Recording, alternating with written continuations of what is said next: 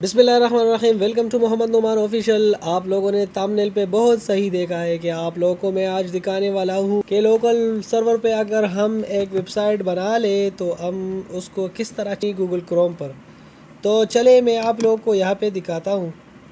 आप लोग यहाँ पे आ जाए। मेरा जो वेबसाइट है मैंने बनाकर यहाँ पे रख लिया है लोकल ड्राइव ई में।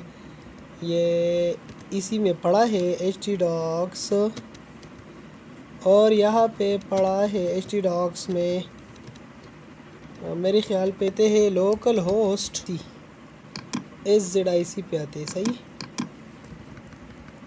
Local host SZIC।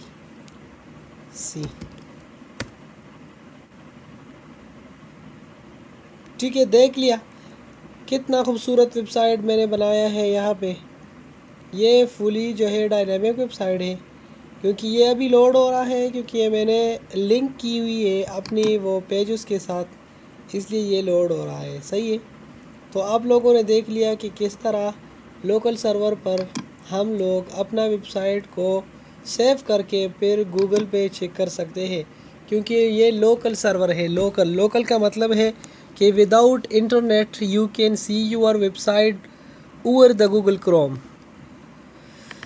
तो आप लोगों को क्या क्या करना पड़ेगा कि आप लोग तो फर्स्ट ऑफ़ ऑल वेबसाइट तो आप लोगों के पास लाजमी होंगे। फिर आप लोग ज़ेम पर आकर htdocs में, जिस तरह की ये htdocs है, htdocs में अपना वेबसाइट को पेस्ट कर लेंगे, यहाँ पे रख लेंगे, सेव कर लेंगे और फिर दोनों को कनेक्ट करोगे।